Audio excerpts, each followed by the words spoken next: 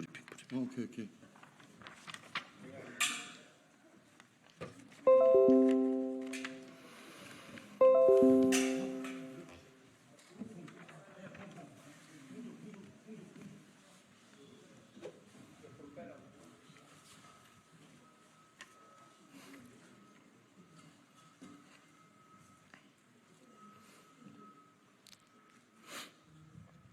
예, 더불어민주당 원내대변인 윤종군입니다.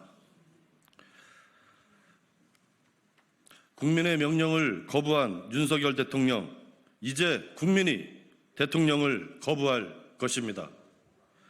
윤석열 대통령이 끝내 해병대원 특검법의 거부권을 행사했습니다. 기어이 총선 민의를 거부하고 독선과 불통의 길을 계속 걷겠다고 합니다. 이제 국민이 윤석열 대통령을 거부할 것입니다. 윤석열 대통령이 거부한 것은 특검법만이 아니라 엄중한 국민의 명령입니다. 총선으로 이미 심판받은 정권이 또다시 70% 가까이 되는 국민의 뜻을 저버렸습니다. 윤석열 대통령이 하늘을 우러러 한 점 부끄러움 없이 떳떳하다면 특검을 수용하지 못할 이유가 없습니다. 윗선 외압의 실체가 밝혀질까 두려워 특검을 거부한 것입니다. 특검을 거부함으로써 스스로 범인임을 자인한 셈입니다. 윤석열 대통령과 국민의힘의 말처럼 특검을 거부하는 자가 범인입니다. 더불어민주당은 국민의 명령을 받들어 진실을 밝히기 위한 특검법 도입 노력을 단 한순간도 멈추지 않겠습니다. 21대 국회에서 재의결을 시도할 것이고 불발된다면 22대 국회가 시작하는 즉시 해병대원 특검법을 비롯하여 윤석열 대통령이 거부한 모든 법안을 재발의하겠습니다.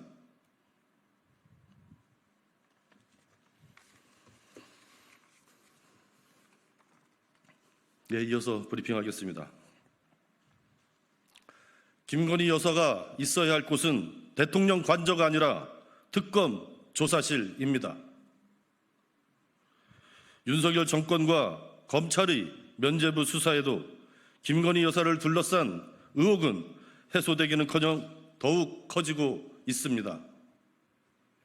서울의 소리 백은종 대표의 고발을 통해 김건희 여사가 디올백 이외에 화장품이나 위스키 등 다른 금품을 주는 대로 받았다는 의혹이 제기되었습니다.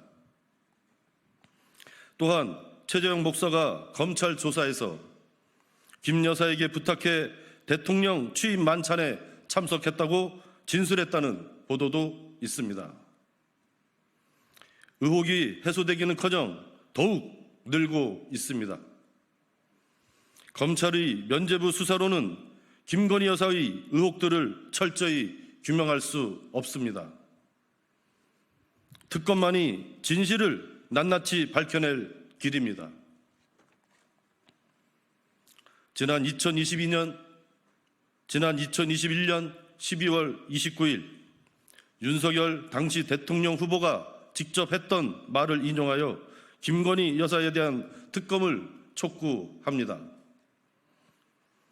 떳떳하면 사정기관을 통해서 권력자도 조사받고 측근도 조사받고 하는 것입니다.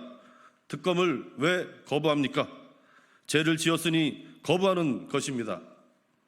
진상을 밝히고 조사를 하면 감옥에 가기 때문에 못하는 것입니다. 모든 국민은 법 앞에 평등합니다. 윤석열 대통령과 김건희 여사도 법 앞에 평등한 것이 법치주의입니다.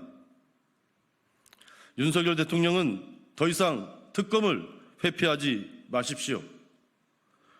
더불어민주당은 김건희 여사 특검법을 관철해 김건희 여사를 특검 조사실에 앉히겠습니다.